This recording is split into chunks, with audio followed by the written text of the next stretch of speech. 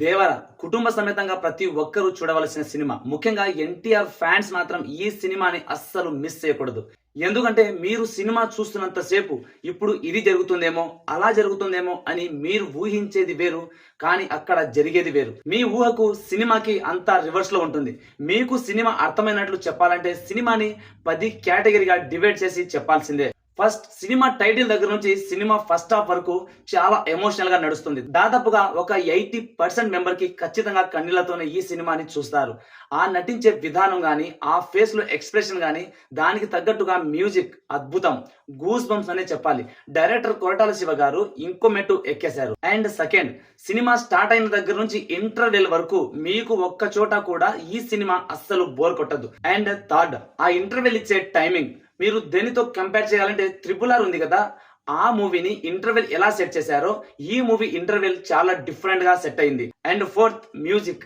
ఈ మూవీకి మ్యూజిక్ ఒక పెద్ద వరం అనుకోవాలి. అండ్ ఈ మూవీలో ఉండే 5 సాంగ్స్ లో 3 సాంగ్స్ మాత్రం ఖచ్చితంగా మీరు పడి చచ్చిపోతారు. ఆ రేంజ్ లో షూట్ చేశారు సినిమాని. థియేటర్ లో ఆ సాంగ్స్ వింటూ ఉంటే మైండ్ బ్లోయింగ్ అంతే. అండ్ ఫిఫ్త్, ఫైట్స్ అసలు ఎలా సెట్ చేశారో తెలియదు కానీ ఫైట్స్ మాత్రం అద్భుతంగా ఉన్నాయి భయ్య, డిఫరెంట్ గా ఉన్నాయి. ఎన్టీఆర్ గారి గురించి మీకు తెలిసిందే కదా, ఫైట్ సీన్లలో ఆయన ఇచ్చే ఎక్స్ప్రెషన్ అండ్ అలాగే రెచ్చిపోయేతనం. ఫైట్ సీన్స్ అంటే ఎన్టీఆర్ గారికి ఊపిరి పీల్చుకున్నంత ఈజీ. ప్రతి ఒక్క ఫైట్ సూపర్ హిట్ అని చెప్పాలి. అండ్ సిక్స్త్, ఎలివేషన్ లో ఎక్కడ గానీ ఇంత కూడా మైనస్ చేయకుండా కరెక్ట్ గా హ్యాండిల్ చేశారు. ఎన్టీఆర్ గారి కట్అవుట్ కి ఆ ఎలివేషన్ కి చూడ తగ్గట్టుగా ఉంటుంది. స్క్రీన్ అంతా అలా చూస్తూ ఉండిపోతాం అంతే, అంత బాగుంటుంది ఈ ఎలివేషన్ లో. And seventh category, twist. Cinema చూసినంత సేపు మనం ఒక రకంగా అనుకొని చూస్తూ ఉంటాం, కానీ ట్విస్ట్ ఎలా ఉంటాయంటే మన ఊహకు కూడా అందవు. అసలు ఇదేంటి ఇలా జరుగుతుంది, ఈ సీన్లు ఇక్కడ ఎలా వేస్తారు అని అనుకునే లోపు మీకు సరికొత్త సీన్లు అక్కడ ట్విస్ట్ గా వచ్చి ఏర్పడతాయి. కానీ మీరు చూస్తున్న దానికి ఆ సీన్లకి చివరన మీకు పూర్తిగా అర్థమైపోతుంది, ఓహో ఇలానా అనేస్తారు. అండ్ ఎయిత్, ఈ మూవీలో నటించిన యాక్టర్స్, ప్రతి ఒక్క యాక్టర్స్ చాలా బాగా నటించారు. ఎస్పెషల్లీ కొందరైతే ప్రాణం పోసి మరి యాక్ట్ చేశారని చెప్పొచ్చు. ఎవరి పాత్ర వారు 100% న్యాయం చేశారు. ఒక్కరంటే ఒక్కరి క్యారెక్టర్ కూడా ఎక్కడ గానీ మైనస్ లేకుండా అందరూ ప్లస్ గా నటించారు.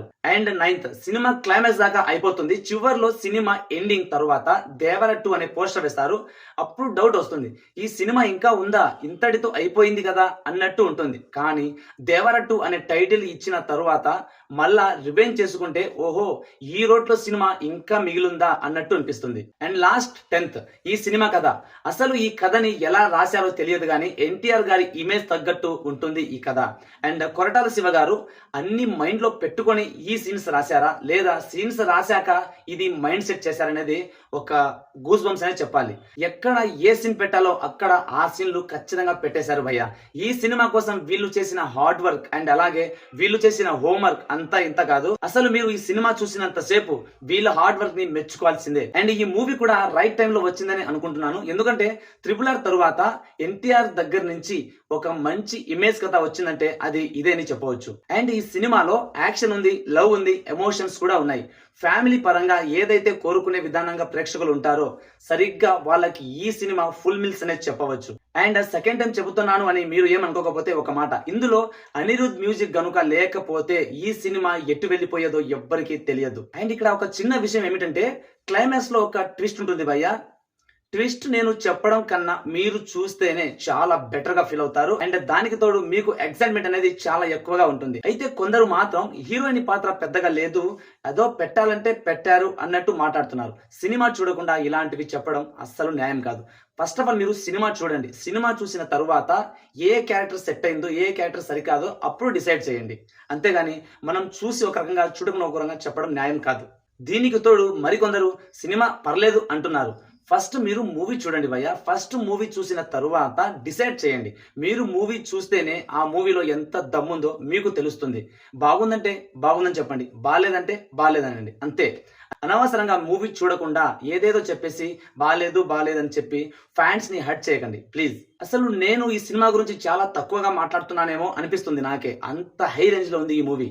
నా సైడ్ నుంచి చెప్పాలంటే ఈ సినిమాని చిన్న పెద్ద ముసలి ముతక అమ్మాయిలు అబ్బాయిలు టోటల్ ఫ్యామిలీతో కలిసి లక్షణంగా చూడవలసిన సినిమా ఇది. అయితే ఇక్కడ అతి ముఖ్యమైన క్యారెక్టర్ గురించి మాట్లాడాలంటే కొరటాల శివ గారు. అసలు ఈయన ఈ కథను రాసే విధానం నాకు చాలా బాగా నచ్చింది. అసలు ఇక్కడ అతి ముఖ్యమైన క్యారెక్టర్ గురించి మనం మాట్లాడాలంటే కొరటాల శివ గారు. అసలు ఈయన ఈ కథను రాసే విధానం నాకు చాలా బాగా నచ్చింది. క్లైమాక్స్ ఇప్పుడు అయిపోతుంది అనే 10 నిమిషాల ముందు దేవరట్టు అనేది ఇంకా ఉందా అనేది అప్పుడు అనిపిస్తుంది మనకు. ఆ ఎక్స్ప్రెషన్ వేరే లెవెల్ కి వెళ్ళిపోతుంది. ఒక్క మాటలో చెప్పాలంటే ఎవరి మైండ్ లోకి రాదు. అలాంటి సీన్ అక్కడ క్రియేట్ చేసి దేవరట్టు అనే పోస్టర్ ని వేసేస్తారు. బీభత్సం, అసలు ఎవరి ఊహకు అందకుండా ఆ సీన్ బయటికి తీసుకురావడం అంటే పెద్ద అద్భుతం. ఇంకొక విషయం ఏమిటంటే హీరోయిన్ గ్లామర్ గురించి చెప్పాలంటే మీరు ట్రైలర్ లో చూసే ఉంటారు. అది చాలా చాలా చాలా తక్కువ. మూవీలో 100% చూసేస్తారు. అయితే ఇక్కడ ఎన్టీఆర్ గారికి, జాన్వీ కపూర్ గారికి కొన్ని సీన్స్ ఉంటాయి. ఆ సీన్స్ చాలా ముచ్చటిస్తాయి మనకు. లిటరలీ ఈ మూవీని ఖచ్చితంగా 100% థియేటర్ కి వెళ్ళి ఆ సీన్లు చూస్తున్నప్పుడు అదేదో మనమే రొమాన్స్ చేస్తున్నట్టు అలా ఉంటుంది. లిటరలీ ఈ మూవీని ఖచ్చితంగా 100% థియేటర్కి వెళ్ళి చూడండి. పైరసీలో అస్సలు చూడొద్దు. అసలు మీరు థియేటర్లో ఈ మూవీని చూసిన తర్వాత వేరే లెవెల్ గా ఫీల్ అయిపోతారు. That's all for today. ఇలాంటి ఇంట్రెస్టింగ్ ఫ్యాక్ట్లు మీరు మరిన్ని తెలుసుకోవాలనుకుంటే మన ఛానల్ ఇప్పుడే సబ్స్క్రైబ్ చేసుకొని పక్కనే ఉన్న గంట సింబల్ని ఆన్ చేయండి. ఇంకో మంచి ఎపిసోడ్తో మేము వచ్చేంత వరకు సెలవు. బాబాయ్. Have a nice day. See you next video. మంచిది.